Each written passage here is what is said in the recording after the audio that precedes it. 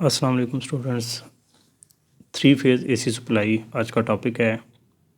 Mostly students इसको मुश्किल consider करते हैं क्योंकि थ्योरेटिकल टॉपिक है, लेकिन गौर करें, इंशाल्लाह समझ आएगी आप लोगों को। थ्री फेज़ एसी सप्लाई, अगर हम सिंगल फेज़ एसी सप्लाई की तरफ मूव करते हैं, सिंगल फेज़ एसी सप्लाई हमने जो कि सिंगल फेज़ एसी जनरेटर पढ़ा चैप्टर नंबर 15 में, प्रीवियस चैप्टर में। उसमें ये था कि एक हमारे पास आर्मेचर यानी कॉइल होता है और उस कॉइल के जो दोनों एंड्स हैं वो दो स्लिप रिंग्स यानी कि एक पेयर होता है स्लिप रिंग्स का, जिस पर कॉइल के दोनों सिरे जो हैं वो कनेक्ट होते हैं। तो ये कॉइल जब मैग्नेटिक फील्ड में घूमेगा तो इसमें ऑल्टरनेटिंग वोल्टेज पैदा होंगे और वो ऑल्टरनेटिंग वोल्टेज कुछ इस तरह के होंगे। ये उसकी वेव फॉर्म है कि ये वोल्टेज जो है वो मुसलसल वेरी करता रहता है, तब्दील होता रहता है, ऑल्टरनेट होता रहता है। ज़ीरो फेज़ होगा तो ज़ीरो होगा, पाई/2 पर मैक्सिमम होगा, पाई पर ज़ीरो होगा, 3π/2 पे मैक्सिमम होगा, 2π पे ज़ीरो होगा। तो ये सारे का सारा जो हमने ऑल्टरनेटिंग वोल्टेज, ये प्रीवियस चैप्टर में एसी जनरेटर का टॉपिक हमने पढ़ा था। ये सिंगल फेज़ एसी जनरेटर है। तो थ्री फेज़ एसी सप्लाई या थ्री फेज़ एसी जनरेटर हमारा टॉपिक है। तो थ्री फेज़ एसी सप्लाई में डिफरेंस ये है कि इसमें एक सिंगल कॉइल होता है और यहाँ पर तीन कॉइल्स होते हैं, यानी इसमें आर्मेचर के ऊपर तीन कॉइल्स इस्तेमाल किए जाते हैं और हर कॉइल का जो फेज़ डिफरेंस है वो 120 डिग्री होता है। यानी एक कॉइल का दूसरे के साथ जो है वो डिफरेंस 120 डिग्री का होगा, दूसरे का भी तीसरे के साथ 120 डिग्री होगा, तीसरे का पहले के साथ भी 120 डिग्री। इनका आपस में फेज़ डिफरेंस 120 डिग्री होगा। तो चूँकि ये तीन कॉइल्स होते हैं इसलिए हर कॉइल का अपना अलग से जो है ये पेयर होता है स्लिप रिंग्स का। इस तरह से टोटल 6 स्लिप रिंग्स या 3 पेयर्स होते हैं स्लिप रिंग्स के। तो चूँकि कॉइल 3 है तो यहाँ पे सिंगल कॉइल था और उसने ये ऑल्टरनेटिंग वोल्टेज पैदा की है, तो यहाँ पर 3 कॉइल्स हैं, लिहाजा 3 ऑल्टरनेटिंग वोल्टेजेस आर प्रोड्यूस्ड, यानी 3 तरह के ऑल्टरनेटिंग वोल्टेज पैदा होंगे और वो तीनों जो ऑल्टरनेटिंग वोल्टेज होंगे उनके दरमियान भी फेज़ डिफरेंस जो है वो कितना होगा 120 डिग्री का, क्योंकि कॉइल्स के अंदर ऑल्टरनेटिंग वोल्टेज पैदा होने और कॉइल्स के दरमियान फेज़ डिफरेंस 120 है, तो इन तीनों ऑल्टरनेटिंग वोल्टेजेस के दरमियान फेज़ डिफरेंस जो है वो कितना होगा 120 डिग्री। इसका फ़ायदा ये होगा कि देखें यहाँ पे अगर सिंगल फेज़ एसी सप्लाई को देखेंगे तो यहाँ पर ऑल्टरनेटिंग वोल्टेज या करंट कह लें कि 3 जगहों पे ज़ीरो आ रहा है। यहाँ पे भी ज़ीरो आ रहा है जब फेज़ ज़ीरो है, जब फेज़ पाई है उस वक्त भी ज़ीरो आ रहा है, जब फेज़ 2π है उस वक्त भी, यानी कि एक पूरे साइकिल में 3 दफ़ा वोल्टेज ज़ीरो हो रहे हैं, मतलब कि बार बार ज़ीरो। अब कुछ ऐसी डिवाइसेस होती हैं, कुछ ऐसे आलात होते हैं जिनको अगर हमने ऑपरेट करना हो तो हम उनको करंट ज़ीरो नहीं होना चाहिए, मतलब स्मूथ करंट उनको मिलना चाहिए। तो स्मूथ करंट जो है वो मिलने के लिए मतलब कोई भी वोल्टेज ज़ीरो नहीं होना चाहिए, कहीं पर ज़ीरो नहीं होना चाहिए। तो ये तीन ऑल्टरनेटिव वोल्टेज जो प्रोड्यूस हुए हैं इनका फ़ायदा यही है कि एक टाइम में सिर्फ एक वोल्टेज ज़ीरो होगा, यानी कि अगर एक ऑल्टरनेटिंग वोल्टेज, किसी एक कॉइल का ऑल्टरनेटिंग वोल्टेज अगर ज़ीरो है जिसका फेज़ ज़ीरो है, तो दूसरे वाले के अलॉन्ग जो है उस वक्त ज़ीरो नहीं होगा। At the same time second वाले का वोल्टेज ज़ीरो नहीं होगा क्योंकि उसका फेज़ डिफरेंस कितना है 120, और तीसरे वाले का भी ज़ीरो नहीं होगा क्योंकि उसका पहले के लिहाज से फेज़ डिफरेंस कितना है 240 होगा।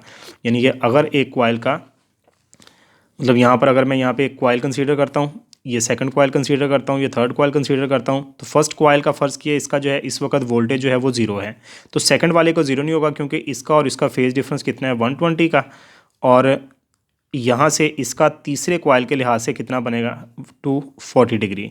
इस वजह से एक वक्त में सिर्फ एक वोल्टेज जो है वो ज़ीरो होगा। तीनों वोल्टेजेस, तीनों कॉइल के वोल्टेजेस या तीनों जो है वो स्लिप रिंग्स के अक्रॉस जो है वो वोल्टेजेस जो हैं वो एट अ टाइम ज़ीरो नहीं होंगे। इस तरह से स्मूथ वोल्टेज जो है वो आउटपुट पर हासिल किया जा सकता है। इस चीज़ को हम वेव फॉर्म की शक्ल में शो करते हैं। ये सबसे पहले ये हमारे पास जो पहला कॉइल है कह लें फेज़ 1, वो ज़ीरो से स्टार्ट हो रहा है और ये उसका हमने ऑल्टरनेटिंग जो है वो ग्राफ बनाया, साइनसोइडल कर्व बनाई है हमने, तो वेव फॉर्म उसकी है। तो ये फेज़ 1 है जिसको हमने ब्लू पेंसिल के साथ यहाँ पे शो किया है। फेज़ 2 जो है यहाँ से स्टार्ट हो रहा है और ये इस तरह से बनेगा, और इस पर गौर करें कि ये देखें कि ये ज़ीरो पर है। जहाँ पे ग्राफ बनाते वक्त ये आप लोगों ने याद रखना है कि अगर आप लोगों ने इसको ज़ीरो पे कब लेके आना है कि जब ऐसी जगह पे जहाँ पर जो फेज़ 1 था उसका वोल्टेज कितना था 120, तो इस तरह से इनका फेज़ डिफरेंस जो है वो कितना होगा, यहाँ से लेकर यहाँ तक कितना होगा 120 होगा।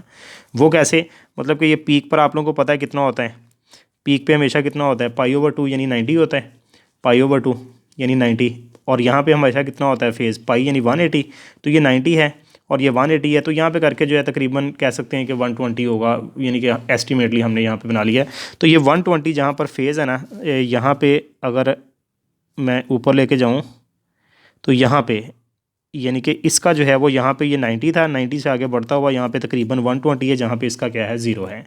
तो इसका मतलब हुआ कि दोनों में फेज़ डिफरेंस जो है वो कितना है 120, मतलब ये 0 था यहाँ पे, जबकि इसका उसी लेवल पर जो है वो कितना आया 120 उसी लेवल पर, क्योंकि ये जब पॉजिटिव साइड पर मूव कर रहा था, ये भी अब पॉजिटिव साइड पर जा रहे हैं। तो इस तरह से दोनों में यानी कि कॉइल 1 और कॉइल 1 का जो 2 का जो वोल्टेज है, इनमें फेज़ डिफरेंस कितना है 120 डिग्री का।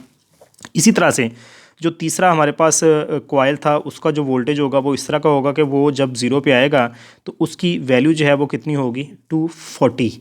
तो यहाँ पे हमने देखा कि अगर ये वाला लें तो ये 3π/2 होता है, यानी 270 डिग्री होता है यहाँ पे, ठीक है जी। ये तो 270 से पहले यानी कि यहाँ पे 240 होगा, तो ये 240 पे 0 हुआ और ये 0 पर, तो इसका उस वक्त एंगल कितना था 240 था।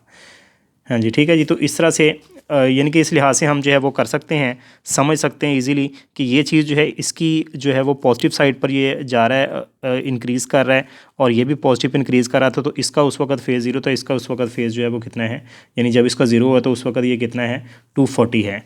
तो इस लिहाज से हम कह सकते हैं कि पहले कॉइल का और दूसरे कॉइल का 120 डिग्री का फेज़ डिफरेंस है, और पहले कॉइल का तीसरे के साथ जो है वो कितना होगा 240 डिग्री का फेज़ डिफरेंस होगा।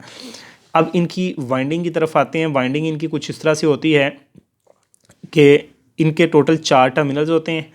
एक कॉमन टर्मिनल होता है डी, जिस पर तीनों कॉइल्स जो हैं वो जुड़े होते हैं, और बाकी 3 जो टर्मिनल्स हैं ए, बी और सी, वो 3 कॉइल्स जो हमने कहा इसमें 3 कॉइल यूज़ होते हैं, उन तीनों के एंड पॉइंट्स होते हैं ए, बी और सी, ये 3 कॉइल के एंड पॉइंट है, और चौथे पर तमाम कॉइल आपस में जुड़े हुए हैं। और ये जो डी है टर्मिनल, इसको हमने ग्राउंड कर दिया है। ये इस तरह से जब हम बनाते हैं तो इसका मतलब हमने इसको ग्राउंड कर दिया, मतलब अर्थ कर दिया है, ज़मीन के अंदर हमने इसको जो है वो अटैच कर दिया है।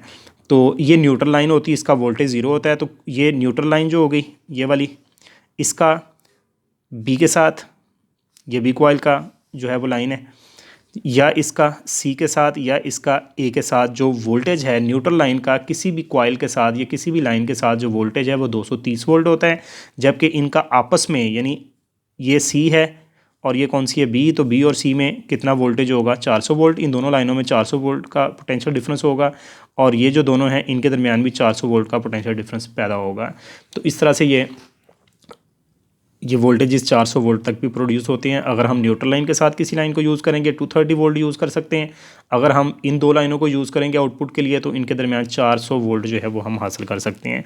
तो यूज़ इसके जो है वो मेजर यूज़ इसका यही है, नंबर 1 के कोई भी लाइन ओवरलोड नहीं होगी, मतलब टोटल लोड जो आप लोगों ने चलाया होगा 3 फेज़ सप्लाई पर, वो 3 हिस्सों में यानी तीनों कॉइल्स के ऊपर डिवाइड हो जाएगा। इस तरह से कोई सी भी लाइन ओवरलोड नहीं होगी। घर में फॉर एग्जांपल हम 4-5 एसी चला लेते हैं, 2-3 मोटर्स चला लेते हैं, तो इस तरह से वो काफ़ी हैवी लोड आ जाता है। तो अगर हैवी लोड को हम ये सिंगल फेज़ सप्लाई से जब वोल्टेज देंगे तो वो जब सारी चीज़ें चलाएंगे तो वोल्टेज ड्रॉप हो जाएगा, वोल्टेज कम हो जाएगा, वोल्टेज नहीं मिलेगा, सबको प्रॉपर नहीं मिलेगा और सारी चीज़ें ऑपरेट नहीं करेंगी। जबकि यहाँ पे जो टोटल लोड हमने सारा यूज़ कर रहे हैं वो सारे का सारा जो है वो तीनों लाइनों के ऊपर जो है वो डिवाइड हो जाएगा। इस तरह कोई सी भी लाइन, यानी कोई सी भी कॉइल कह रहे हैं, लाइन मीन के वायर जो है कोई सी भी, और सप्लाई जो है कोई सी, वो ओवरलोड नहीं होगी। एक ये इसका फ़ायदा हो गया। दूसरा आ गया कि इससे हम 3 फेज़ सप्लाई से 400 वोल्ट ले सकते हैं। सिंगल फेज़ से सिर्फ जो है वो 220 या 230 वोल्ट ही हासिल होते हैं, जबकि यहाँ पे हम 400 वोल्ट भी हासिल कर सकते हैं, और इससे कुछ स्पेशल डिवाइसेस जैसे कि फैक्ट्रीज़ की हैवी मशीनरी जो है उसको हम ऑपरेट करने के लिए इस्तेमाल कर सकते हैं। तो ये इसका यूज़ था। तो ये स्टूडेंट 3 फेज़ AC सप्लाई थी। इसको फिर से गौर कर लें कि सिंगल फेज़ AC सप्लाई में एक आर्मेचर यानी एक कॉइल होता है और एक पेयर होता है स्लिप रिंग्स का, और उसमें ऑल्टरनेटिंग वोल्टेज जो है वो जब पैदा होता है तो उसकी वैल्यू जो है वो 2-3 दफ़ा 0 आती है। लेकिन कुछ चीज़ें हमारे पास ऐसी भी होती हैं जिनको ऑपरेट करने के लिए वोल्टेज या करंट जो है वो 0 नहीं होना चाहिए, उसको स्मूथ करंट मिलना चाहिए। तो इसके लिए 3 फेज़ सप्लाई होती है जिसमें 3 कॉइल्स होते हैं और तीनों एक दूसरे के दरमियान 120 डिग्री के फेज़ डिफरेंस के साथ पड़े होते हैं। तो टोटल इनके तीनों कॉइल्स के अपने अपने जो है वो पेयर होते हैं, लिहाजा 3 पेयर बनते हैं स्लिप रिंग्स के, यानी 6 स्लिप रिंग्स होते हैं, और तीनों कॉइल्स में अपना अपना अलग से ऑल्टरनेटिंग वोल्टेज पैदा होता है। इस तरह से हर दो वोल्टेजेस के दरमियान फेज़ डिफरेंस कितना होगा 120 डिग्री। तो इसका फ़ायदा ये होगा, ये ग्राफ मेन चीज़ है, इसका फ़ायदा ये होगा कि एक वक्त में कोई भी वोल्टेज 0 नहीं आएगा। देखें अगर यहाँ पर अगर एक कॉइल का वोल्टेज 0 था, दूसरे का तो उस वक्त 0 नहीं है, तीसरे का भी 0 नहीं है।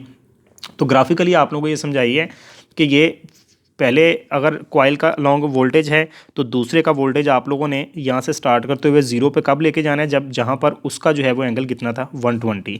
तो ग्राफ ज़रा ध्यान से बनाना। और तीसरे को हमने जब यहाँ से लेके जाना है और उसका हमने जीरो पर कब लेके आना है, जब जो है वो पहले वाले का फेज़ कितना था 240। लिहाजा इसका अगर फेज़ जीरो था, इसका 120 और इसका उस वक्त कितना है 240 है।